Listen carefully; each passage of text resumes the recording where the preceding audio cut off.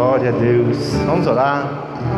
Fique de pé ainda por enquanto. Vamos orar, vamos consagrar o Senhor neste momento. Clamar mais da presença do Espírito Santo neste lugar. Vem, feche seus olhos. Vamos ao seu coração. Senhor Deus poderoso, o Deus maravilhoso, o Deus soberano, nós invocamos o Teu santo nome, Jesus Cristo, neste lugar. Sabemos que a Tua presença é real neste lugar. Nós queremos mais de Ti, ó Pai. Vem falar conosco nessa noite, Deus, em nome de Jesus. Que seja eu quem fale, Senhor. Não seja eu quem fale, porque Teu Espírito Santo vem me usar nessa noite para falar, Senhor, a Tua palavra, Senhor. Eu lhe peço, ó Pai, na autoridade que é no nome do Senhor Jesus. Que nós glorificamos a Ti, Jesus Cristo, o único Senhor, Salvador de nossas vidas, fonte de vida, palavra viva, é a Tua palavra. Em nome de Jesus. Amém. Amém. Glória a Deus. Pode sentar, igreja.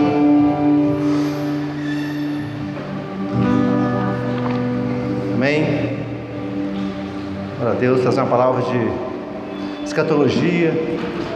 O povo tem medo de escatologia, né? Mas tá bom. Eis aqui os guerreiros corajosos. Então, um assunto que eu vou falar hoje, eu pretendo estar uma vez por mês, no mínimo, está falando sobre escatologia. Eu estudo escatologia há mais de 10 anos. E logicamente, quando eu comecei a estudar, muitas vezes eu mudei de opinião. Escatologia é complicado de entender. E muita direção de Deus para entender o que está falando. Então, muitas vezes eu mudava de opinião. Por quê? Porque eu estava lendo, estudando, e gosto muito de ouvir outros pregadores, para saber qual é a opinião dos outros pregadores. E eu confesso para vocês, igreja, nos últimos 3 anos para cá, eu não consegui mudar mais de opinião. Estou na hora agora de eu passar para frente aqui no conhecimento. Logicamente, estou aberto a mudar de opinião ainda. Não que eu formei a minha opinião e não mudo mais de opinião, porque quem manda aqui é o Espírito Santo de Deus. Escatologia é algo que, se você ouvir 200 pregadores, você vai ouvir 200 coisas diferentes. A verdade é essa. Mas tudo que nós falarmos da palavra de escatologia, tem que estar dentro da palavra de Deus. Mesmo nós trazemos a palavra de Deus para os dias de hoje, porque o livro de Apocalipse, embora nós não vamos ler Apocalipse hoje, nem um versículo de Apocalipse hoje, e eu vou falar de escatologia, porque a escatologia, ela vem desde Gênesis até Apocalipse. E Apocalipse é um momento sim, dos fins mesmo, é muita destruição. Apocalipse é um livro sim, pesado, difícil de entender, muito difícil de entender. Mas a escatologia está em toda a Bíblia, principalmente nos evangelhos de Mateus, Marcos, Lucas e João. Fala muito de escatologia. Jesus falou muito dos fins dos tempos. Para você ter ideia, a segunda volta de Jesus é muito mais falada na Bíblia do que a primeira volta. Muito mais, 5, 6 vezes mais do que da primeira vinda de Jesus. Para você ter ideia, o tanto que fala da volta de Jesus agora na segunda vinda. E o que eu vou passar para vocês hoje, o estudo que eu vou passar para vocês hoje, que é cronologia bíblica e o tempo do homem na terra. E qual que é o tempo do homem na terra? Eu vou usar a palavra para dizer para vocês qual é o tempo do homem na terra. Porque nós vemos hoje que o planeta hoje tem quantos bilhões de pessoas? Nós estamos próximos hoje de 8 bilhões de pessoas. E se você for analisar, a cada 40 anos dobra o número de pessoas na terra. Então nós vemos hoje, daqui a 40 anos nós temos 16 bilhões. Cabe 16 bilhões na terra? Não cabe. O que não cabe? Vai faltar alimento, vai faltar água, até a água vai faltar, para ter ideia. E nós vemos hoje o que está acontecendo no mundo. Eu não só estudo a Bíblia, eu estudo tudo. Eu estudo tudo que está acontecendo no mundo. Todo dia eu estou enfermado do que está acontecendo no mundo. E eu começo a analisar, como eu leio muito a Bíblia, e eu começo a analisar o que está acontecendo no mundo com a palavra de Deus. O que está batendo com a palavra de Deus? E eu fico vendo, não resta pouco tempo nessa terra. Está tudo pronto. Quem diria que há 40 anos atrás, 40 anos, ia existir uma moeda digital, que você não precisava de carregar dinheiro no bolso mais. Eu carrego cartão de crédito, cartão de débito, Eu não carrego dinheiro, eu carrego muito pouco dinheiro, só para ter um dinheirinho no bolso, para comprar uma coisinha pequena. Passou de R$20 é cartão. É assim, e hoje nós vemos hoje que hoje está tudo pronto, não precisa, pela palavra de Deus, pela que fala lá em Apocalipse, que vai existir uma marca, que você sem essa marca você não compra, não vende. Está simples de entender o que é essa marca. Simplesmente só pegar o chip do cartão de crédito do débito e enfiar na mão. Simples, já existe esse chip. Já estou usando esse chip já aí, por aí. Só enfiar na mão, pronto. E as maquininhas estão prontas. Cartão de aproximação, não é mesmo? Você aproxima o cartão da máquina, pronto, já debitou. É simplesmente aproximar a tua mão na máquina, a máquina já está pronta. Está no fim ou não está perto do fim? E falando na palavra de hoje, sobre a cronologia bíblica e o tempo do homem na terra, lá em 1 Pedro fala assim que para Deus um dia é como 1000 anos, e 1000 anos como um dia. Não é isso que fala em 1 Pedro? Aí nós vamos ver agora, vamos lá para Gênesis agora. Gênesis, Deus fez a terra, ele refez a terra, né? Deus não fez a terra, ele refez. Que a palavra fala que a terra era sem forma e vazia. Então existia terra já. A terra, nós vemos hoje aí que existem os dinossauros, né? Está aí os dinossauros, né? Os ossos, né? Mas Deus destruiu essa terra. Destruiu. Só que Deus refez a terra novamente. E ele fez em quanto tempo? Em 5 dias. No 6º dia, Deus fez o homem. Então, praticamente, Deus trabalhou 6 dias para refazer a terra e colocar o homem na terra. E ele descansou no 7º. E deixou essa lei na lei de Moisés. Até Jesus Cristo tinha que se cumprir essa lei de descansar o sábado. E Jesus veio e quebrou essa lei, certo? Pronto, não precisa descansar o sábado mais. Descanse se quiser. Jesus quebrou essa lei, não adianta. Está escrito lá em Colossenses, está bem claro lá sobre isso. E Jesus também, ele não guardava o sábado. Mas, mudando o assunto, voltar ao assunto de novo, né? Então, durante 6, o que quer dizer com 6 dias trabalhando e descansando no 7º dia? Aí vão lá para Pedro, um dia como 1000 anos, 1000 anos como 1000 dias, 1000 anos como um dia. Tá, aí eu entendo que esses 6 dias trabalhados por Deus representa 6.000 anos na terra, que é sempre assim que Deus faz, 6.000 anos. Aí onde que vem o sábado, que é o descanso? Vem lá em Apocalipse, que fala do milênio. Todo mundo já ouviu falar do milênio, já? Então o milênio representa os 1000 anos de descanso da igreja. Aí você vai ouvir os pregadores de Apocalipse, de escatologia. Uma parte fala que esses 1000 anos vai ser na terra, reinar na terra, e os outros falam que esses 1000 anos vai ser reinado no céu. Qual a minha opinião? A minha opinião é que esses 1000 anos vai ser no céu. Por quê? Porque eu falo que é assim? Porque na palavra de Deus fala lá em Apocalipse que João, ele viu a nova Jerusalém descendo do céu. Descendo do céu. Então, quer dizer, se fosse o milênio na terra, depois subir, eu via Nova Jerusalém subindo, não é isso? Não, mas ele viu descendo. Então, eu entendo que esse reino de Jesus, durante 1000 anos, será no céu, não nessa terra, que a terra vai ser destruída. Se for ver lá em Apocalipse 14, 15, 16, que fala dos flagelos, a terra vai ser destruída, totalmente destruída essa terra, não vai sobrar ninguém aqui. Até os bunkers que estão fazendo aí vai ser destruído. Não sobrar nada. E o Crazy não palavra não fala sobre isso, mas Deus vai refazer essa terra novamente, não vai? Como ele já refez lá em Gênesis, Deus refez a terra em Gênesis, vai refazer de novo. Não sei quanto tempo, mas 1000 anos vai ser reinado no céu. Então esse 7º dia, que é um dia, né? O 7º dia, ele é representado pelo milênio do descanso da igreja no céu. Fechou. Então eu entendo que o tempo do homem é 6.000 anos. Aí eu vou mostrar de 3 formas para vocês. 3 formas que nós estamos vivendo, já estamos nos 6.000 anos já. E vendo o mundo como está o mundo hoje, que o mundo está preparado para receber o anticristo, o mundo está pronto para isso, quase. Precisa criar mais um pouquinho de caos no mundo, porque o intuito do anticristo vir na terra é resolver os problemas do mundo, né? Então eles precisam criar um caos primeiro. E está criando, tá? Está criando um caos aí. Essa pandemia começou com a pandemia, para criar um caos nesse planeta. Então, vai vir o anticristo, vai reinar na terra. Sobre nós não, né? Vai vir reinar. Amém? Então eu vou mostrar para vocês de 3 formas que nós estamos nos 6.000 anos. E uma delas, que eu vou falar aí primeiro, que talvez eu creio que seja menos importante, que eu vou falar da cronologia bíblica de Adão até hoje. Um sonho que eu tinha, como eu leio muito a Bíblia, eu tinha um sonho de descobrir na Bíblia em que ano nós estamos. Eu achei que não tinha jeito. Aí eu fui na internet, eu achei umas coisas na internet, mas para mim completar, provar na Bíblia que ano que nós estamos, eu não consegui achar na internet. Falei, sabe que tem jeito? Porque eles falam assim, eles falam muito antes do anticristo, né? Isaías foi 700 anos de Cristo, isso aqui foi tantos anos antes de Cristo, né? Falei, como que eles sabem disso? Eles chutam, né? Eles falam mais ou menos, né? Só que na verdade a Bíblia está bem clara, dizendo o tempo.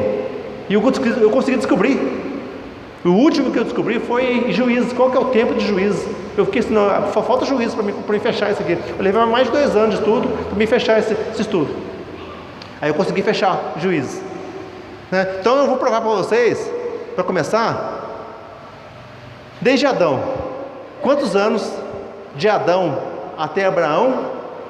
Depois, quantos anos tem de Abraão até a morte de Jesus? E de Jesus até hoje está fácil, né? Está aí, todo mundo sabe que ano nós estamos, né? Descontando 33 anos, né? Porque até a morte de Jesus. Então como que eu vou mostrar para vocês? Aqui em Gênesis começa falando da genealogia e fala assim de, por exemplo, aqui o primeiro que nós vamos ler primeiro aqui é em Gênesis 5 capítulo 3, que é Adão, né, que fala assim que Adão com 130 anos ele gerou 7. Qual que é a descendência de Adão? De Adão? É 7. Ele que gerou a descendência para chegar até Jesus. Só que Adão teve muitos filhos, não é muitos filhos. Não fala, a palavra não fala dos filhos, mas ele falou que de 7. De 7 era esse aqui que vai dar a sequência da genealogia. Aí fala assim, cada um que fala a idade que ele tinha quando ele gerou o filho da descendência. Então através dessa idade que fala que nós vamos fazer a contagem para nós chegarmos até Jacó, na verdade. Depois de Jacó muda a forma de contagem. Então começando aqui em Gênesis, você vai colocar na tela para você acompanhar. Gênesis capítulo 5, versículo 3, que fala, né, de Adão, que Adão tinha 130 anos quando gerou 7. Então nós vamos pôr na calculadora, quem quiser somar na calculadora, coloca aí 130 anos. Depois no capítulo 6, né, 5, versículo 6, fala de 7. 7 com 105 anos gerou Enos. Aí ele põe na calculadora, 105 anos, mais 105. Depois vem no versículo 9, Enos com 90 anos gerou Cainã.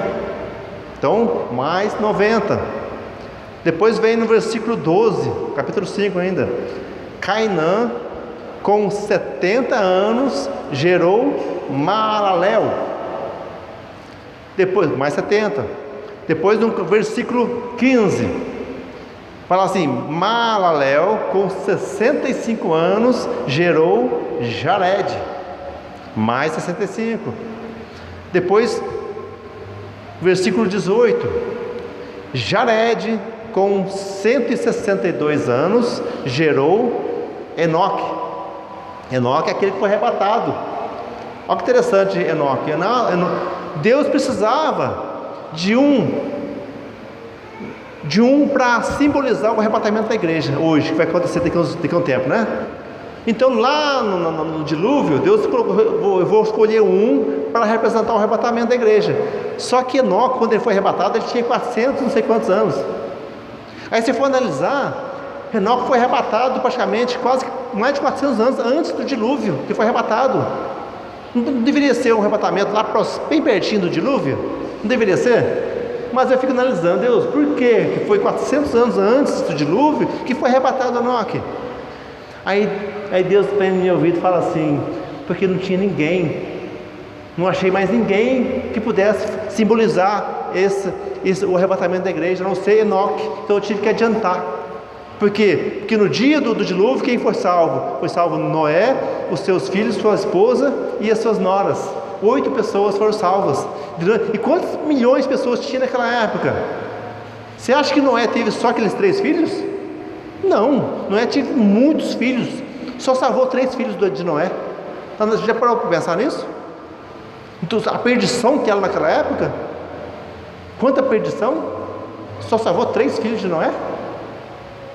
Então, e Deus falou assim: não, esses 3 eu vou deixar para continuar a descendência na terra. Mas eu preciso de um para representar o arrebatamento. Só tem Enoque, mas tá bom, você mesmo, Enoque, vou te arrebatar já. Levou Enoque. Então, antes que ele se perdesse, talvez, né? Vai que Enoque passar mais uns 5 anos, ele se perdia, né, daquele povo, daquela perdição que era naquela época. Deus arrebatou Enoque. Então, voltando aqui. Então, Enoque, com 65 anos, gerou Matusalém. Matusalém é o avô de Noé. Então, mais 65. Depois, no versículo 25, Metusalém, com 187 anos, gerou Lameque. Lameque é o pai de Noé. Então, mais 187 anos. Depois, no versículo 28, fala assim: Lameque, com 182 anos, gerou Noé. E Lameque, ele tinha... Olha que interessante. Lameque tinha 56 anos quando Adão morreu. Adão era vivo ainda quando Lameque, o pai de Noé, tinha 56 anos. Quer dizer, Lameque ouviu as histórias de Adão durante quantos anos? Praticamente 56 anos ouvindo, só ele ouvindo a história, fora que os passados foram ouvindo também a história. Então, como é que ele sabia das histórias? Como é que ele foi passado para frente até Moisés? Através das histórias contadas. Logicamente, Moisés, quando escreveu o livro, ele escreveu através de histórias contadas, mais o Espírito Santo, que veio e trouxe a revelação para Moisés. Então, aquele povo vivia 900 anos em média. Adão morreu, se não me engano, com 930 anos. Adão, né, vivia muito, então ele tinha muita história para contar. E a história não tinha erro, porque era a pessoa que viveu que contava a história. Então, como que era? Depois, no capítulo 32, né, você soma aí mais 182 anos, né? Depois, no capítulo 32, Noé, com 500 anos, nossa, Noé com 500 anos, gerou Sem, Cã e Jafé. São os 3 filhos que estavam na arca com ele. Gerou os 3 trigêmeos, será? Que nasceu os 3 no mesmo ano? Não, né? Não é trigêmeos. Agora, como é que eu sei? Porque se não é trigêmeo, então cada um nasceu no ano, né? E quem nasceu primeiro? Agora eu sei que a descendência de Noé para chegar até Jesus foi quem? Foi Sem. Eu sei que é Sem. Então eu tenho que descobrir agora quantos anos Noé tinha quando Sem nasceu. Aqui não fala, mas vai falar aqui para frente. Aí eu tenho que fazer uma matemática agora para descobrir isso aí, para poder ter uma conta exata. Então, como que eu vou descobrir? Aqui no capítulo 7, versículo 6, está assim: Noé tinha 600 anos quando as águas do dilúvio inundaram a terra. Então deu um sinal aqui. Noé, 600 anos quando as águas inundaram, né? Depois, no capítulo 11, versículo 10, está assim: diz que Sem, que é a descendência, né, tinha 100 anos quando gerou Arfaxade. Quer dizer, o filho da descendência de Sem era Arfaxade, e ele tinha 100 anos. Sem tinha 100 anos, isso aqui é uma pegadinha, né? 100, né? Isso quer dizer, 2 anos depois do dilúvio. Aí eu vou fazer a matemática. O que eu vou fazer a matemática agora? Eu pego os 100 anos depois do dilúvio, eu tiro os 2 anos, que é depois do dilúvio, né? 100 anos, 2 anos depois do dilúvio. Eu pego 100 anos menos 2, que é do dilúvio, que é depois, né? Dá 98. Aí depois eu pego os 600 anos que Noé tinha, quando as águas inundaram a terra. 600 menos 98. Quanto que dá? 502. Então eu sei que Noé gerou 100 com 502 anos. Quer dizer, 100 não é o primogênito, pode ser o segundo ou terceiro, Se eu for estudar mais aqui, eu vou descobrir. Só que eu não vou chegar a esse ponto de estudar sobre isso. Já cheguei à conclusão que 100 é a descendência e que Noé tinha 502 anos. Então eu somo agora mais 502 anos na conta. Aí depois, continuando aqui no capítulo 11, versículo 10, aí vai falar da descendência de 100. 100, com 100 anos gerou Arfaxade. Aí eu conto mais 100 agora. Depois no versículo 12, 11, versículo 12, Arfaxade com 35 anos gerou Salá. Isso já é depois do dilúvio. Depois no versículo 14, Salá com 30 anos gerou Éber. Vai somando mais 30 anos. Esse Éber aqui, para quem não sabe, é o que deu o nome aos hebreus. Porque o Éber, naquela época, não vivia tanto. Está vivendo menos pessoas. Só que Noé viveu 960 anos, se não me engano. Inclusive Noé estava vivo ainda, nessa época. E o Éber, como ele viveu, ele teve neto, tataraneto, bisneto, tataraneto, não sei o que vem depois de tataraneto. Ele teve muito, e teve outra família muito grande. Aí onde eles acabaram chamando aquele povo todo de hebreu, por nome de Éber. Então deu essa descendência dos hebreus. Quando o povo entrou, por exemplo, na terra, na época de Jacó, quando Abraão, eles são conhecidos como hebreus. Quando eles entraram no Egito, é conhecido como hebreus. Depois mudou para Israel, né? Então voltando aqui, Éber, como é que tá? Então Salá com 30 anos gerou Éber, mais 30 anos. Depois Éber com 34 anos gerou Peleque, mais 34. Depois Peleque com 30 anos gerou Reu, mais 30 anos. Então Reu com 32 anos gerou Serug, mais 32. Aí Serug com 30 anos gerou Naor. Você vê que diminuiu os anos aqui? Aí mais 30. Aí vem aqui no versículo 24, né? Naor com 29 anos gerou Terá. Terá, quem que é Terá? Terá é o pai de Abraão, né?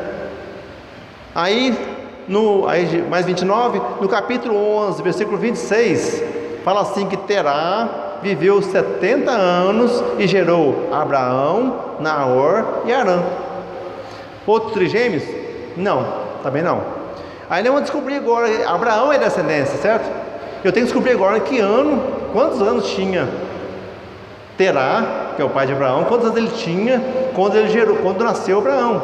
Eu tenho que descobrir. Na Bíblia está falando, eu vou descobrir pela palavra de Deus quantos anos ele tinha. Se você for na internet e perguntar assim, se Noé conheceu Abraão, eles vão falar que sim. 50 anos viveu Abraão com Noé. Só que não. Vou mostrar para vocês que não. Mentira. Pela palavra de Deus eu vou falar para vocês quantos anos tinha e quantos anos Noé morreu quando Abraão nasceu. Então está aqui, ó. Como é que eu vou descobrir agora? Lá em Atos, capítulo 7, versículo 4, Estevão, né, disse que Abraão saiu dessa terra, dos caldeus, e foi habitar em Harã. Dali, com a morte de seu pai, Deus trouxe para essa terra. Então está falando bem claro aqui que Abraão, ele saiu da terra dele, onde ele morava, quando o pai dele morreu. Agora tem que descobrir agora qual a idade do pai dele quando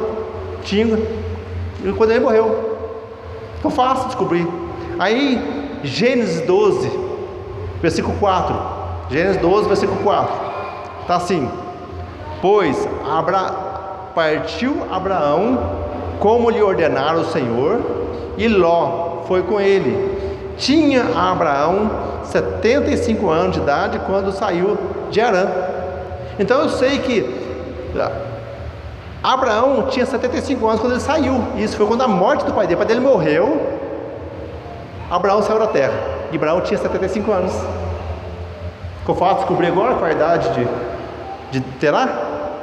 Então, conclusão, né? Terá tinha 205 anos quando morreu Abraão, quando saiu da terra de Harã. Então, o que eu faço? 205 menos 75, que é a idade de Abraão, quando ele saiu da terra, quando o pai dele morreu. Entendeu? 205 anos, menos 75, que é a idade de Abraão. Aí vai dar quanto? 130 anos. Então Terá tinha 130 anos quando Abraão nasceu. Entendeu? Quer dizer, se for ver antes aqui, fala que ele tinha 70 anos, mas durou 50 anos para nascer Abraão. Tinha um filho para o outro, são 3 filhos. Eu não, provavelmente qual que é o mais velho aqui? É Naor ou Arã? Não importa, eu não quero saber de Abraão só, que é a descendência até Jesus. Então, se for analisar, Noé, ele morreu 2 anos antes de nascer Abraão. Então, 2 anos de nascer Abraão, morreu Noé. Mas Terá, que é o pai de Abraão, viveu quantos anos junto com Noé? Viveu praticamente 128 anos. Então, Terá, pai de Abraão, conviveu com Noé durante 128 anos. Dá para ver história ou não deu para ver história? Muita história mesmo, para poder passar para Abraão, e Abraão passar para Isaac, Isaac passar para Jacó, e Jacó, né, chegar até Moisés, e Moisés cheio do Espírito Santo, Deus ali ditando para ele, né, a palavra, e ele escrever lá o Pentateuco, a história de Gênesis, né, praticamente, né? E Gênesis, contando a história de Gênesis, tudo isso que está escrito aqui, palavra de Deus, história da humanidade. Você vê quanto é maravilhosa a palavra de Deus, quanto eu sou apaixonado por esse livro aqui. Estudar. Amém?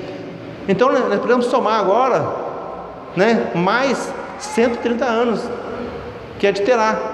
Aí, em conclusão, quando nasceu Abraão, eu encerro agora. Eu encerro uma fase.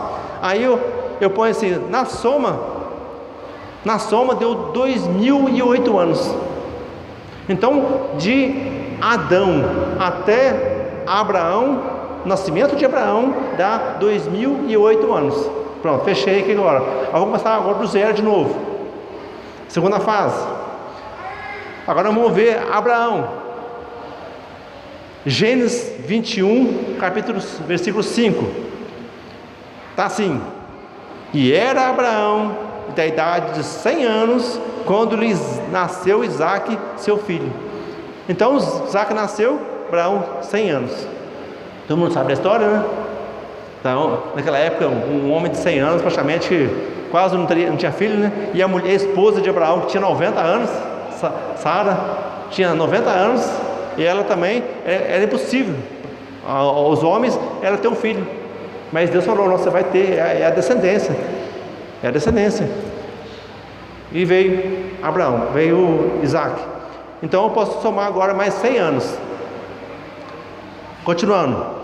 Em Gênesis, capítulo 25, versículo 26, está assim: e depois saiu o seu irmão agarrado a sua mão ao calcanhar de Esaú. Por isso se chamou seu nome Jacó. E era Isaac da idade de 60 anos quando o gerou. Então, Isaac, quando Jacó nasceu, Isaac tinha 60 anos. Então eu vou somar mais 60 anos. Aqui agora muda a contagem. Eu vou mudar a forma de contar agora. Que está assim agora, o Jacó. Jacó agora eu vou fazer a contagem dele, do nascimento dele até o dia que ele entrou no Egito. Porque a partir do momento que ele entrou no Egito, a contagem é outra. Aí eu já vou fazer a contagem do tempo que eles ficaram no Egito. Já fica mais fácil. Não tem nem mais jeito mais de fazer por genealogia. Não tem mais jeito. Tem que ser dessa forma. Aqui, Gênesis 47, versículo 28. É o ano de Jacó ao entrar no Egito. Então assim: e Jacó viveu na terra do Egito 17 anos, de sorte que os seus dias de Jacó, os anos de sua vida, foram 147 anos. Então está falando aqui que quando Jacó morreu, ele tinha 147 anos, certo? E ele viveu 17 anos no Egito. Então eu pego 147 menos 17. Foi quando ele entrou na terra do Egito. Então dá quanto? 130. Então são mais 130 anos. Pronto, entrou no Egito. Aí eu vou fazer outra contagem agora. Aí eu vou ver agora o tempo. Não fala de escravidão, né? Porque o povo hebreu, né? O israelita, eles ficaram no Egito, né? O tempo. Mas o tempo de escravidão foi outro. Porque depois que José morreu, aí entrou outros reis, outros faraós, aí eles não reconheciam mais, né? Começaram a escravizar o povo. Então foi muitos anos depois. Pode ser até que José, né, ainda pegou um pedacinho da escravidão ainda, não sei. A palavra não fala sobre isso. Mas o que vem ao caso agora é falar para vocês quanto tempo o povo ficou no Egito. Que está lá em Êxodo, capítulo 12, versículo 40. Está assim: o tempo que os filhos de Israel habitaram no Egito foi de 430 anos. Então eu vou somar agora mais 430. E agora, o povo sai do Egito, passa pelo deserto, tem um tempo que eles passaram no deserto. Então eu vou somar agora o tempo do deserto, que está lá em Êxodo, capítulo 16, versículo 35. Está assim: e comeram os filhos de Israel maná 40 anos, até que entraram em terra habitada. Comeram maná até que chegaram os termos da terra de Canaã. Então eu vou somar agora mais 40 anos, que é o tempo de ficar no deserto, perambulando. Era para ser menos, não é mesmo? Todo mundo sabe a história daqueles 12 que foram espiões, né? Foram espiar a terra. Aí só Josué e Caleb foi por favor, né, de invadir a terra, mas o povo ficou com medo. Os outros 10 lá começaram a falar que tem muito gigante lá, que não ia ter dar conta de invadir a terra. Aí Deus de ira deixou eles perambulando pela terra, pelo deserto 40 anos. Então não vou somar mais 40. Agora o detalhe, Juízes. Eu falei para vocês que o último que eu descobri foi Juízes. Eu tive que começar a Bíblia do zero, ir lendo a Bíblia, prestando atenção para me achar. Esse tempo aqui Deus me deu. Eu fui na internet, eu perguntei lá, qual é o tempo de Juízes? Aí a internet fala assim, 360 anos, tá? Aí eu pergunto, por que 360 anos? Aonde está isso? Não fala na internet. Eu procurei, não achei. Não, eu tenho que descobrir na palavra. Se não for na palavra, eu não aceito.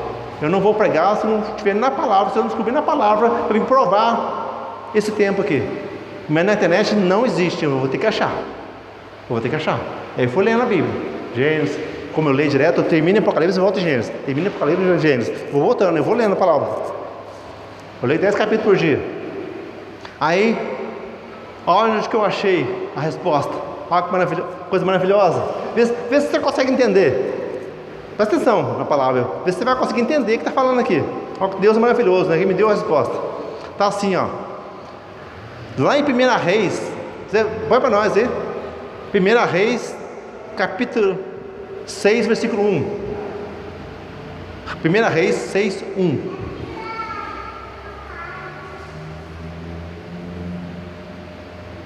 Vocês acompanharam. 1 Reis 6, 1. Está vendo? Amém. Acompanha, eu vou ler aqui. E sucedeu que no ano 480, guarda esse número, 480, depois de saírem os filhos de Israel do Egito, no ano 4º do reinado de Salomão sobre Israel, no mês de Ziv, este é o mês segundo, né? Começou a edificar a casa do Senhor. Olha que eu li isso aqui, falei, glória a Deus, descobri. É só fazer a conta agora, a matemática. Pegaram?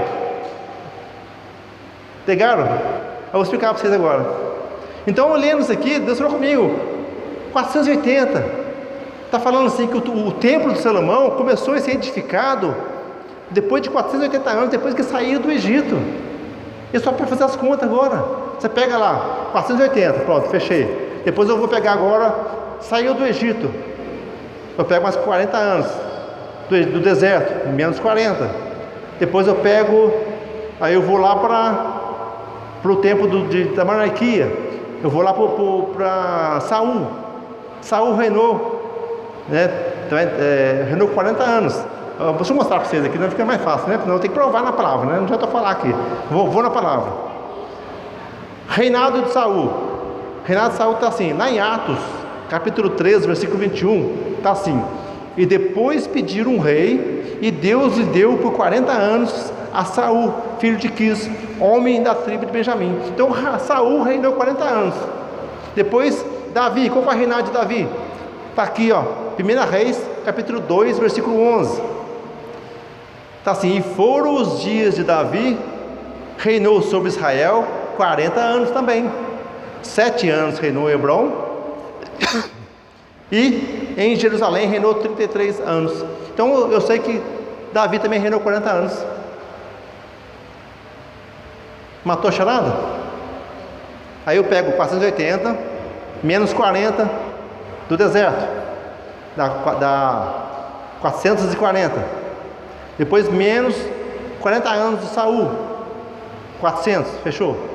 Aí eu pego menos 40 anos de Davi, 360. Bom, bateu o que a tenente fala. Só que tem mais 4 anos do reinado de Salomão, quando ele começou a construir. Ele começou a construir no 4º ano dele. Então, eu conto agora, tiro mais 4 anos do reinado de Salomão. Fechei 356 anos. Isso foi o tempo de juízes. Pronto, descobri na palavra de Deus, mostrando para mim que tempo foi o tempo de juízes. 356, eu sou mais de 356 anos. Maravilha, né? Deus é bom, né? Agora, nós vamos descobrir agora o tempo da monarquia, que é o tempo de Saul até o rei, acho que Ezequias, se não me engano. Ezequias? Acho que é Ezequias mesmo.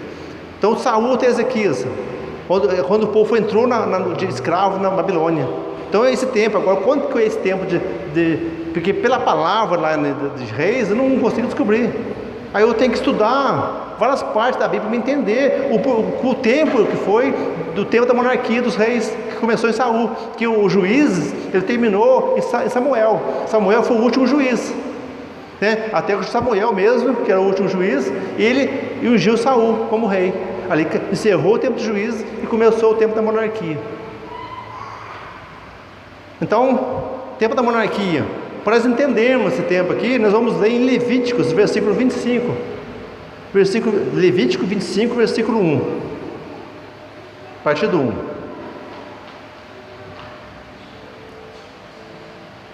Está assim: falou mais o Senhor a Moisés no monte Sinai, dizendo: fala aos filhos de Israel e dize-lhes: quando tiverdes entrado na terra que eu vos dou, então a terra descansará um sábado ao Senhor. Então a ordem que Deus está dando para Moisés: quando eles entraram na terra prometida, cada 6 anos que eles trabalharem, eles têm que descansar a terra durante 1 ano. Eles não podem cultivar a terra. Essa foi a ordem. Depois foi que 6 anos semeará a tua terra, e 6 anos podarás a tua vinha e colherás os seus frutos. Depois, porém, ao 7º ano haverá sábado de descanso para a terra. 1 sábado ao Senhor, não semearás o teu campo, nem podarás a tua vinha. Eis aqui uma ordem que foi dada para Moisés, para passar para o povo. Então o povo, quando eles entrarem na terra de Canaã, eles vão trabalhar a terra, plantar a terra durante 6 anos. No 7º ano eles não mexem na terra mais. Eles vão comer o que a terra produzir por si própria. E Deus é tão maravilhoso que Ele faz isso, como o maná. O maná no deserto, o povo não podia colher mais do que eles podiam comer naquele dia. Só que na sexta-feira eles colhiam dobrado, para poder comer no sábado. Porque se eles colhessem na quinta-feira, se eles colhessem dobrado, o que acontecia? O maná apodrecia. Mas na sexta-feira o maná não apodrecia. Eles comiam o maná também no sábado. E aqui deu a ordem: não trabalhe, no 7º ano não trabalhe a terra, deixa ela descansar. É uma ordem que Deus deu. Por quê? Boa pergunta. Não sei. É uma ordem que Deus deu, como se fosse os 6 dias trabalhados e o 7º descanso, né? É a mesma coisa. A ordem de Deus. Então, desde a sua monarquia até a dispersão, né? A qual eu já vou falar para vocês qual foi esse tempo. 490 anos, o tempo da monarquia. Agora, como que eu vou descobrir agora? Eu vou falar para vocês. Aqui em 2 Crônica, capítulo 36, versículo 21. 2 Crônica 36, 21. Está assim: para que se cumprisse a palavra do Senhor pela boca de Jeremias, até que a terra se agradasse dos seus sábados. Todos os dias da assolação repousou, até que os 70 anos se cumpriram. Então está falando aqui, em 2 Crônica, o finalzinho, quando o povo estava indo para a Babilônia, estava sendo escravo, né? Está falando aqui, que Deus, a ira de Deus foi tão grande com aquele povo, mas a ira de Deus era maior por quê? Porque aquele povo, ele estava adorando outros deuses, sacrificando a outros deuses, eles estavam totalmente afastados da presença de Deus. E nisso está mostrando aqui que esse povo, desde a época da monarquia, desde que Saul assumiu o trono, o povo não fez mais isso. O povo eles não descansaram mais o sábado, eles cultivavam a terra direto. Eles não descansaram mais nem um sábado, nem um 7º ano, eles descansaram mais. Aí o que Deus fez? Para castigar o povo, então o castigo de vocês vai ser de acordo pelo erro que vocês cometeram. Então cada 7 anos que aquele povo não descansou o 7º ano, eles vão pagar 1 ano como escravo na Babilônia. Aí como é que eu descubro agora que é 490 anos? Aqui fala que é 70 anos, né? Que eles ficaram escravos, não foi? Na Babilônia? Então eu pego 70 anos e pego, de cada 7 anos, eu pego 1 ano da escravidão. Então se é 70, eu multiplico 70 vezes 7. Aí eu descobri que é 490 anos o tempo da monarquia. Entendeu? Então eu somo agora mais 490 anos, que é o tempo de Saul até a entrada deles na Babilônia, como escravo. E como nós já sabemos que a escravidão é 70 anos, que aqui em Daniel fala, que a escravidão também fala que é 70 anos, né? Que aí eu posso somar agora mais 70 anos, que é o tempo de escravidão na Babilônia, mais 70. E agora eu preciso descobrir agora qual que é o tempo da saída da escravidão até a morte de Jesus. Por que a morte de Jesus? Porque aqui em Daniel fala exatamente até a morte de Jesus na cruz. Como que eu sei disso? Então, vou explicar para vocês agora. Então, Davi, coloca para mim Daniel 9, 24, por favor. Você acompanha aqui na tela? Daniel 9, 24.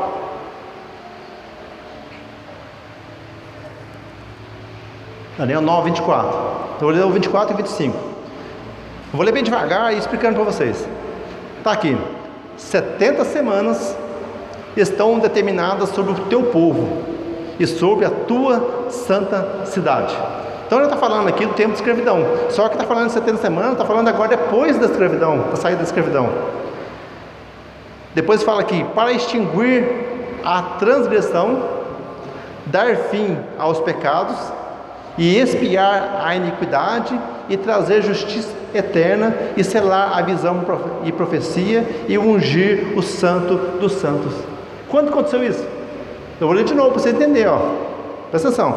Está assim: 70 semanas estão determinadas sobre o teu povo e sobre a tua santa cidade para extinguir a transgressão. Para extinguir a transgressão. Dar fim aos pecados. Quando foi que deu fim aos pecados? Para expiar a iniquidade, né? Perdoar os pecados, né? Também, né? E trazer justiça eterna e selar a visão de profecia. E aqui no final, e ungir o santo dos santos. Quando aconteceu isso? Na morte de Jesus na cruz. Quando ele morreu na cruz, aconteceu tudo isso aqui. Foi onde Jesus ganhou todo o poder. Ele cumpriu a missão de morrer naquela cruz por nós, para perdoar os nossos pecados. Quando ele recebeu todo o poder no céu e na terra. Então, no ano, praticamente, vamos falar que é 33, né? Daqui a pouco eu vou explicar para vocês que não é bem assim, no ano 33. Então, como é que eu sei que é 490 anos? Isso aqui fala de 70 semanas. Então eu falo 70, uma semana tem quantos dias? Uma semana tem 7 dias. Então é 70 vezes 7 também, 490. Mas como é que eu sei que é anos? Por quê? Porque eu sei que a partir da saída do povo da Babilônia, da escravidão, eu sei que houve um silêncio da palavra de Deus durante mais de 400 anos. Todo mundo sabe disso. Houve silêncio. Nessa época, não foi mais escrito nenhum livro inspirado pelo Espírito Santo. O que houve nessa época foi um livro apócrifos, como o livro de Macabeus, por exemplo, Macabeus 1, Macabeus 2, foi escrito nessa época. Só que o livro de Macabeus é um livro apócrifo, ele não é inspirado pelo Espírito Santo. Se você for ler o livro, você vai ver que ele não é inspirado. Você vê a diferença do livro com os livros inspirados, é totalmente diferente. Então eu sei que nesses 400 anos, então eu sei que não é 490 dias. Então eu sei que é mais de 400 anos. Então eu vou pegar agora 470 também vezes 7, que é o 70 que falou ali, mais os 7 dias da semana, 70 semanas. Aí eu multiplico, dá 490 anos. Então eu ponho mais 490 anos depois, somando até a morte de Jesus na cruz, como está falando aqui a palavra de Deus. Pronto, fechei. Eu fechei aqui agora. Que deu de Abraão, o nascimento de Abraão até Jesus deu 2166 anos. Aqui na palavra. Então o total de Adão até Jesus dá 4174 anos. E aí falando da morte e ressurreição de Jesus, né? Interessante, eu vou falar com vocês. Olha que interessante. Os anos do Velho Testamento, sabe quantos dias tinha um ano? Um ano naquela época tinha 354 dias. Hoje nós sabemos que 365. E tem a diferença lá do ano bissexto, não tem? Mas hoje já sabemos, né, pela ciência, que é 365. Só que naquela época eles não tinham uma forma de ter exato isso. Então naquela época era 354 dias o ano deles. Aí eu faço assim, aí eu pego, são 11 dias de diferença, não é mesmo? No ano. Aí eu pego 11, eu pego aí um para arredondar, 4.000 anos, é mais de 4.000, né? É 4.174 anos, posso fazer a conta exata se quiser, mas vou fazer a conta redonda por 4.000. Então são 11 vezes 4.000 anos. Então dá praticamente 44 mil. Peraí, fiz as contas aqui. São 44 mil dias. Aí eu subtraio por 365, dá 120 anos. Então esse cálculo que eles faziam lá no Velho Testamento está dando diferença de mais de 120 anos por esses dias, entendeu? Então eu posso pegar esse valor aqui de 4.174 anos menos 120, que vai dar 4.044, né? Isso? Eu não fiz as contas aqui não, mas estou fazendo agora. 4.000. Então vai dar praticamente 4.044. Aí o que eu faço agora? Aí eu vou somar agora o tempo da morte de Jesus até o dia de hoje, 2022. Quanto que vai dar? Então é 2022 menos 33. 2022 menos 33. Quanto que dá aí? Deixa eu ver se eu fiz as contas aqui.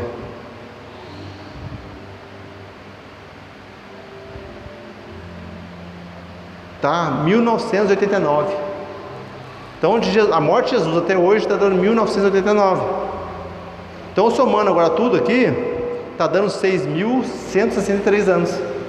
Menos 120 anos, que é a diferença dos dias, dos 11 dias de diferença, que é o contagem do ano naquela época. Tá uma diferença boa.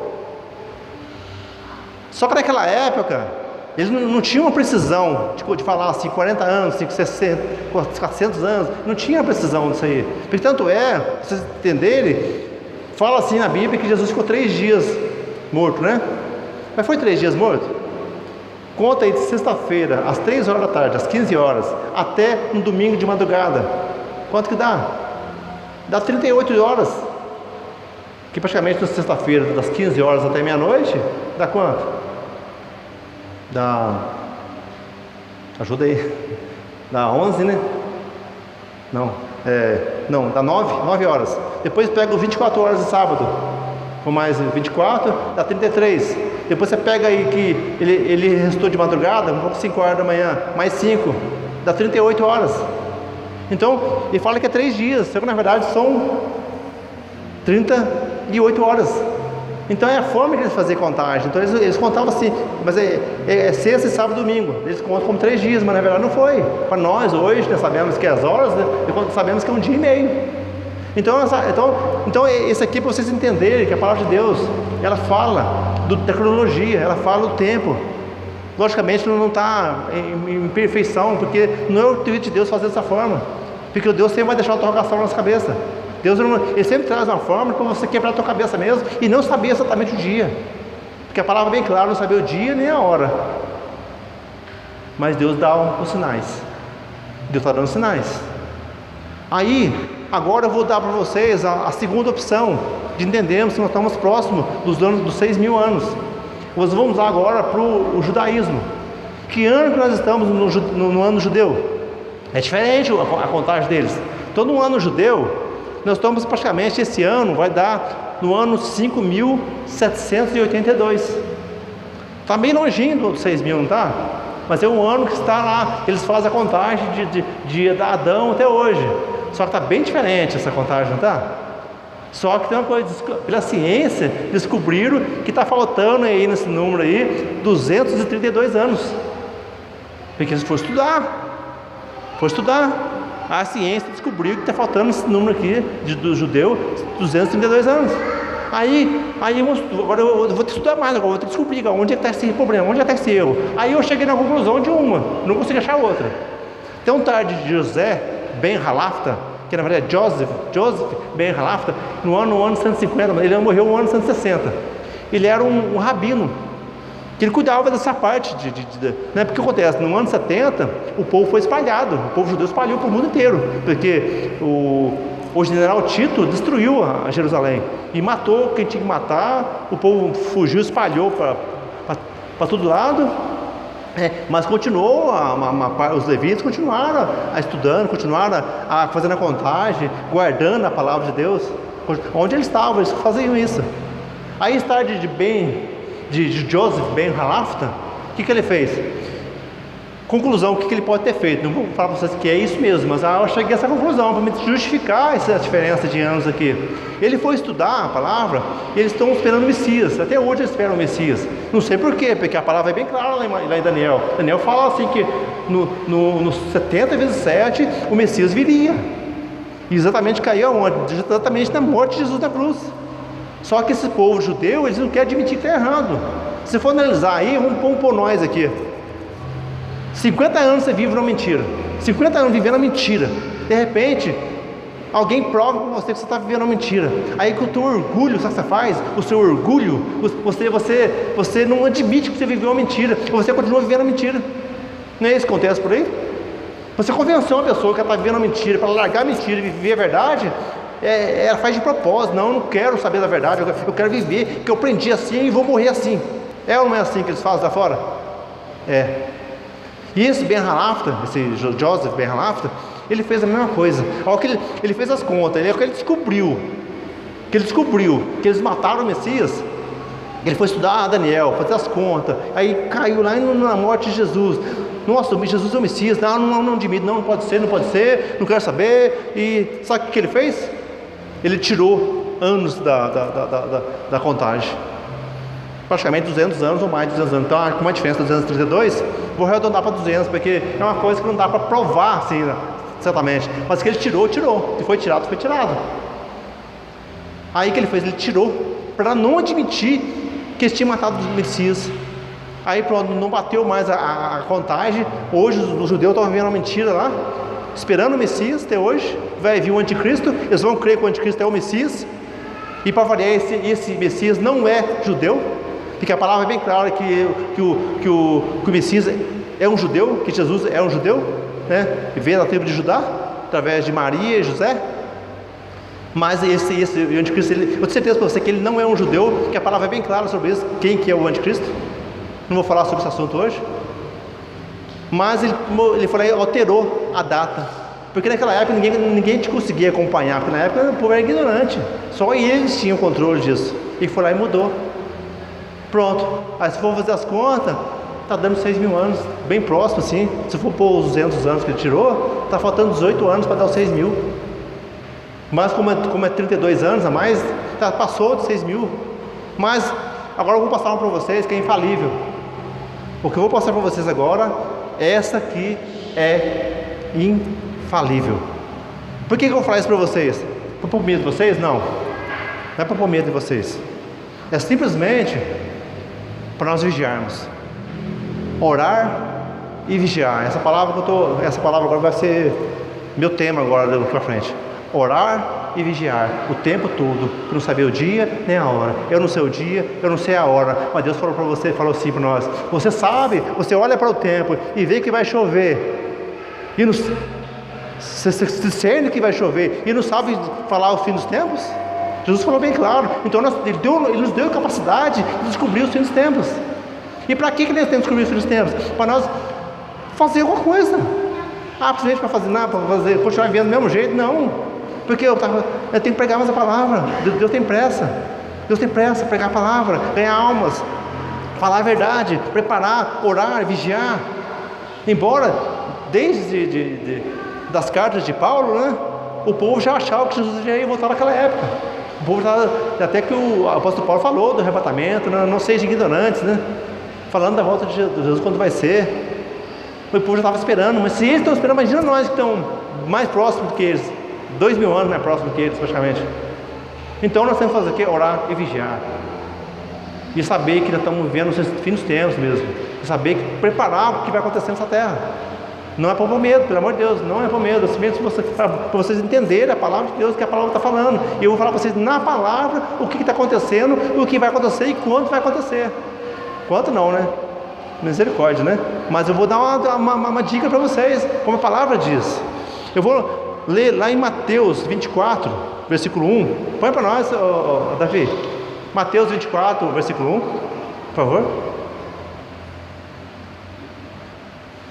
Aqui em Mateus 24, versículo 1, aqui Jesus está falando do quê? Ele está falando sobre os fins dos tempos. Que aqui tem um momento lá que os discípulos de Jesus falaram assim: Senhor, quando vai acontecer essas coisas? Quando que vai ser a sua volta? Aí Jesus começou a falar sobre o que ia acontecer, falando um monte de coisa. Aí ele deu a chave ali, ele deu a dica. Só que naquela época, com certeza, o povo não entendeu. Mas hoje nós entendemos. Hoje nós entendemos o que ele falou. Está assim, ó, Mateus 24, versículo 1. Nós vamos até o 37. Está assim: e quando Jesus ia saindo do templo, aproximaram-se dele os seus discípulos para lhe mostrarem a estrutura do templo.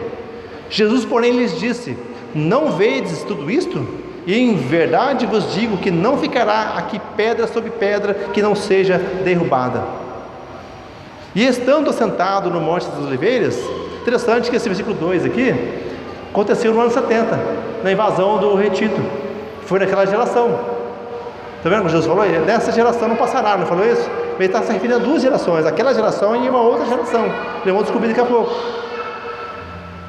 Aí no versículo 3: estando sentado no Monte das Oliveiras, chegaram-se a ele os seus discípulos, em particular, dizendo: dize-nos quando serão essas coisas, e que sinal haverá na tua vinda e no fim do mundo? Versículo 4: e Jesus respondendo, disse-lhes: acautelai-vos que ninguém vos engane, por muitos virão em meu nome, dizendo: eu sou Cristo, e enganarão a muitos. E ouvireis de guerra e rumores de guerra. Olhai, não vos assustei, porque é mister que isso tudo aconteça, mas ainda não é o fim. Primeira guerra, Segunda Guerra Mundial, quantas guerras estão acontecendo, e está acontecendo mais uma aí agora. Está prontinho, está tudo armado para a Terceira Guerra Mundial. Né? Parei onde? 7. Porquanto se levantará nação contra nação, e reino contra reino, e haverá fomes e pestes, terremotos em vários lugares, mas todas as coisas são o princípio das dores. E então vos hão de entregar para seres atormentados, e matar-vos-ão, e serão odiados em todas as nações por causa do meu nome.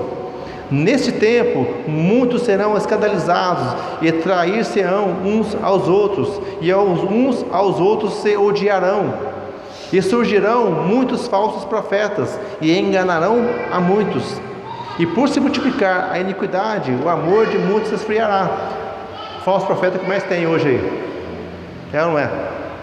Mas aquele que perseverar até o fim, esse será salvo. 14. E este evangelho do reino será pregado em todo o mundo, em testemunho a todas as nações, até o fim. Então o fim virá. Está pregando, está sendo pregado. Está falando aqui da geração. Está sendo pregado em todo mundo. 15. Quando, pois, virdes que a abominação da desolação de que falou o profeta Daniel, está falando aqui do anticristo. Daniel falou do anticristo. Está falando aqui da abominação da desolação, que é o anticristo. De que falou o profeta Daniel, está no lugar santo. Quem lê, entenda. Já está falando do fim mesmo, do anticristo. Jesus está falando do anticristo agora aqui. E quantos anos já passou? Quando Jesus falou isso? Passou quase 2.000 anos. E quem estiver sobre o telhado, não desça a tirar alguma coisa da sua casa. 18. E quem estiver no campo, não volte atrás a buscar as suas vestes. 19. Mas ai das grávidas, das que amamentarem naqueles dias. 20. E orai para que a vossa fuga não aconteça no inverno nem no sábado. 21. Porque haverá então grande aflição, como nunca houve desde o princípio do mundo até agora, nem tampouco há de haver. Está falando da perseguição, da grande tribulação. Está falando aqui. 22.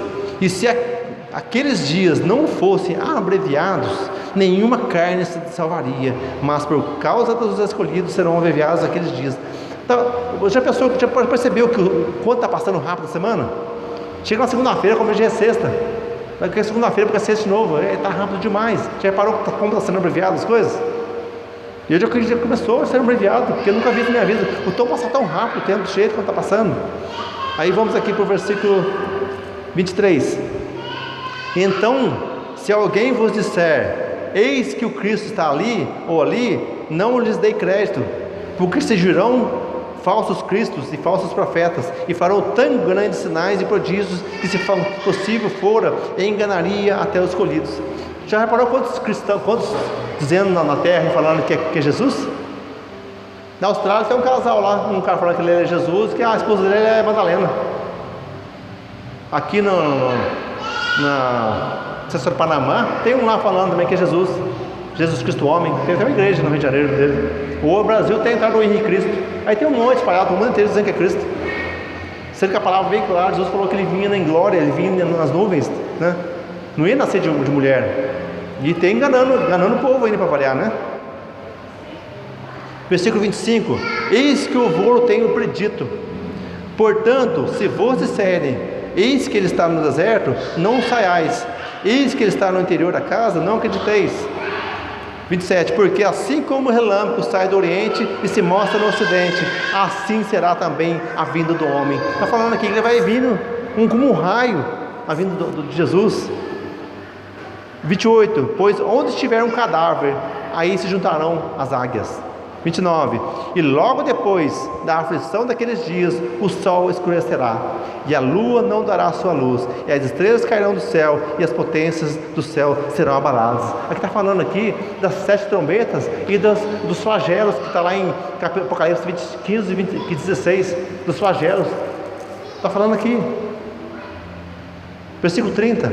Então aparecerá no céu o sinal do Filho do Homem, e todas as tribos da terra se lamentarão, e verão o Filho do Homem vindo sobre as nuvens no céu, com poder e glória. 31.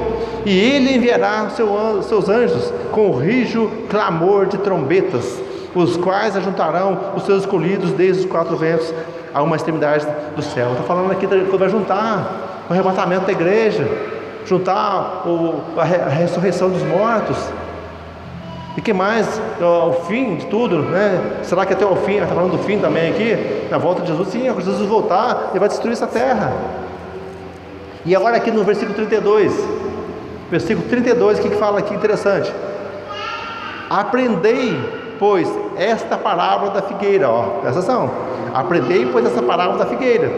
Quando já os seus ramos se tornarem tenros e brotam folhas, sabeis que está próximo o verão. Deus está dando a dica aqui.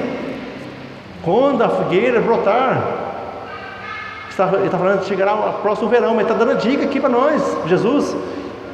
33, igualmente, quando virdes todas essas coisas, sabeis que ele está próximo às portas.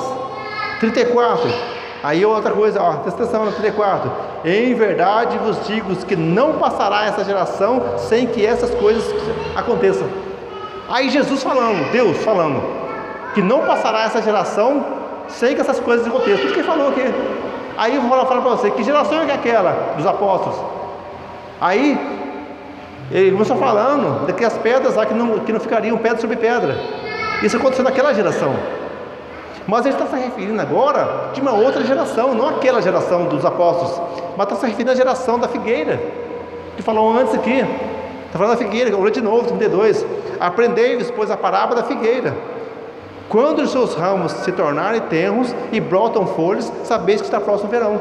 Então ele está se referindo à geração da figueira. Quem que é a figueira? Israel. O símbolo de Israel é a figueira. Aí quando foi que brotou a figueira? Aí vão lá, Segunda Guerra Mundial, terminou em 1945. Aí em 1948 a ONU, já tinha a ONU naquela época, a ONU que ela fez? Ela falou assim, ela juntou todos os países que formavam a ONU e falou assim, vamos dar para Israel a nação de volta. Porque os judeus foram 6 milhões de judeus mortos por Hitler. Foi um massacre. Sobraram poucos judeus, eu não lembro certinho qual é o volume de judeus que tinha naquela época, acho que é em torno de 6 mil judeus, 7 mil judeus, que eles conseguiram juntar em toda a terra. Aí ele falou assim, vamos dar para eles essa nação de volta para eles. Só que lá em Israel, hoje, estava sendo habitado por quem? Por muçulmanos. Tanto é aquela mesquita lá que está lá, aquela mesquita que tem uma cúpula dourada, lá não pode mexer lá naquele lugar é onde estava o templo de Salomão, que foi destruído. Eles construíram uma mesquita, e se mexer naquela mesquita, dá uma terceira guerra mundial para cada mesquita. Então aí acontece, a nação de Israel recebeu de volta a nação deles, de volta, e eles só que não podiam mexer naquela mesquita, tem que deixar lá. Aí nós vemos que a figueira floresceu, ela brotou, em 1948, 14 de maio de 1948, pronto, nasceu, brotou a figueira. Maravilha, né? Aí, falando de geração, quanto tempo tem uma geração? Segundo os Salmos, se não me engano, Salmos 91, precisa até confirmar depois. Salmo 91 fala da geração. Qual é o tempo da geração? Fala aí 70 e 80 anos. Então é a própria Bíblia falando o quanto tem uma geração, 70 a 80 anos, e essa é a geração. Você errou em 80, certo? Começa 70 e vai até 80. Aí, pega lá, 14 de maio de 1948, começa lá. Aí, de 2018 agora, dia 14 de maio de 2018, Israel fez 70 anos. 70 anos. Pronto, começou. Aí Jesus falou assim, que dessa geração não passará. E quando que encerra essa geração? 80 anos, 2028. 14 de maio de 2028 encerra essa geração que Jesus falou. Não tem outra explicação. Se tiver, me passa, eu quero saber. Que eu não consegui achar outra explicação para essa palavras de Jesus. Então se entende, estamos em 2022. Embora, vou falar para vocês, no ano 700 mais ou menos, no ano 700, que eles decidiram fazer a contagem do tempo a partir do ano do nascimento de Jesus. Só que quando o cara fez a contagem, ele errou, ele fez um cálculo errado, entre 4 e 7 anos de erro. Então Jesus ele nasceu praticamente, analisando um erro entre 4 e 7 anos, por o ano 5 anos. 5 anos, você põe no cálculo de 5 anos, Jesus nasceu 5 anos antes de Cristo praticamente, entendeu? Da contagem. Então se for analisar os 5 anos, nós estamos no ano, que ano hoje? 2022 mais 5, 2027. Então se for na contagem certinho que Jesus nasceu, nós estamos mais ou menos no ano 2027. Aí eu penso assim, isso Deus pôs na minha mente. Jesus morreu quando? 2033, né? Vamos pôr 33 para ficar mais certo. 33, para mim, eu penso assim, eu acho que Deus é tão, matemática de Deus é tão maravilhosa, que eu ponho assim, 33 é um ano marco, 2000 anos, cravado, dos 2000 anos, para acontecer o fim de tudo.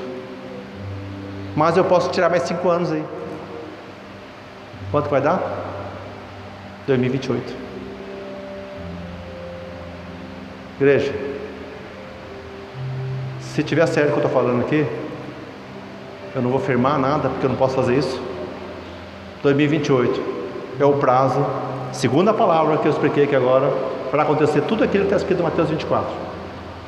Pode continuar lendo aqui, fala mais um pouquinho, falar mais um pouco sobre os fins, o que vai acontecer na geração. E segundo os Salmos 91, a geração 70, 80 anos. Estou usando palavra, Bíblia para explicar para vocês. Então, igreja, eu estou vendo o que está acontecendo no mundo, no planeta. Terceira Guerra Mundial está às portas aí. Qualquer momento estoura a Terceira Guerra Mundial. Eu hoje estudei as 7 trombetas. E eu penso assim: o que é as 7 trombetas? Eu quero, se possível, pregar da próxima vez. Na minha opinião, naquilo que Deus me deu, eu entendo que a primeira trombeta é a Terceira Guerra Mundial. E a palavra fala assim, que morrerá 1/3 da população do mundo. Mas você é cristão? Você é filho de Deus? Você é obediente à palavra? Deus está te protegendo, você e a sua casa. Ora e vigia. Deus tem pressa. Eu pergunto a você: você está salvo? Sabe como vou te dar um termômetro para você saber se você está salvo ou não. Você se dói com a dor do outro? Ou melhor, aquele que está indo para o inferno, ele não sente nada. Ele está indo para o inferno, ele não está nem aí. Ele está divertindo, está curtindo a vida. Mas você olha para ele e vê que ele está indo para o inferno, porque está fazendo tudo errado. Você sente a dor dele? Se você sente a dor dele, bom sinal, você está salvo. É um termômetro que você está salvo. Se você não sente nada, não se preocupa que ele está indo para o inferno, então melhor você questionar a sua salvação. Então nós temos que fazer o quê? Intercessão. Orar para o perdido, para o perdido sair. Deus é tão maravilhoso, Deus é tão misericordioso, que Ele nos avisa, Ele nos dá aviso. Deus, Ele quer sua salvação. Deus quer ver você no arrebatamento. Deus, que Ele quer. Ele não quer deixar você para pregar a palavra no arrebatamento, não. Que vai ter aí 144 mil para pregar o Evangelho, 144 judeus que vai estar pregando o Evangelho no mundo inteiro aí, que Ele vai deixar, Ele vai fazer questão de deixar esses 144 mil. Ele quer você subindo no arrebatamento, e Deus vai dar chance, muita chance, para nós vigiarmos e orarmos e vigiarmos, porque no dia do arrebatamento, todo mundo vai estar aí, né, casando-se e dando casamento, como fala lá em Gênesis, né, quando fala de Sodoma e Gomorra, casando-se e dando casamento, o povo vai estar se divertindo, o povo vai estar vivendo a vida na boa, de repente, arrebatamento. Aí, quem está preparado? Você está preparado para o arrebatamento da igreja? Você está preparado, vigiando, orando, porque vai pegar a gente de surpresa. Embora vai acontecer muitas coisas, né? Deus vai dar muitos sinais, mas mesmo assim vai pegar muita gente de surpresa. Então, Deus tem pressa. Vamos encher as igrejas, tem muito banco vazio. Se encher as igrejas, abre mais culto, vamos pregar a palavra, vamos levar a palavra ao perdido. Deus quer que você fale, mesmo que você não ganhe uma alma, o cara não quer te ouvir, mas agora você vai lá e fala mesmo assim. Que Deus quer que você fale, planta a semente. Você falou hoje, falou amanhã, falou depois, ele não converteu, mas você plantou uma semente. E uma hora, de repente, um outro vai lá e fala e ele converte. Amém? Vamos ficar de pé. Vamos, né? Esse é o objetivo, para nós vigiarmos, nós orarmos. Pede direção de Deus nessa palavra que eu falei, né? Se eu falei, né, que Deus tem me direcionado para falar isso. Deus não vai me revelar 100% da verdade, da escatologia. Deus não vai revelar para ninguém 100%, porque Deus Ele quer sempre que nós deixamos uma interrogação na cabeça. Ele não vai revelar, mas Ele fala que não vai revelar o dia nem a hora. Mas os tempos, sim, Deus revela os tempos que Ele falou que vai revelar. Vamos orar, gente. Vamos ganhar almas, vamos pregar a palavra, vamos usar o poderoso nome de Jesus, que Ele venha ser doce na nossa boca. Eu vejo aí pessoas com Deus, e esses deuses são doces na boca deles, são doces. E nós, como cristãos, muitas vezes nós temos vergonha de usar o nome de Jesus. Quando você for abençoar alguém, abençoa, mas fala aí, Deus te abençoe em nome de Jesus. Porque se você não usar o nome de Jesus, nada acontece, porque o nome tem todo o poder. Então não se envergonhe desse nome, porque se você se envergonhar deste nome, Jesus também vai se envergonhar de você diante do Pai. Então vamos abusar desse nome, Jesus Cristo, Jesus. Oh Deus maravilhoso, poderoso, obrigado Pai. Obrigado, Senhor, por este momento, obrigado por essa palavra, Senhor. Deus, meu Deus, Pai, peço a Ti, oh Deus, do Espírito Santo, venha nos encher da Tua presença. Senhor, venha, Deus, nos revelar essa revelação. Deus, eu peço, Pai, que o Senhor venha nos guardar de todo o mal, de tudo aquilo que está por vir, Deus, que o Senhor venha nos proteger da Tua igreja, Pai. Deus, possamos, Deus, no dia do arrebatamento da igreja, possamos estar preparados para subir com o Senhor Jesus Cristo. Oh Deus maravilhoso. Obrigado, Senhor Jesus, por cada um que veio ouvir a palavra. Possamos, Senhor Jesus, nos encher da Tua presença, encher do Espírito Santo, seja cheio do Espírito Santo. Possamos viver como a igreja de Filadélfia, não como a igreja de Laodiceia, morna. Nos ajude, Espírito Santo de Deus, em nome de Jesus. Oh, glória a Deus.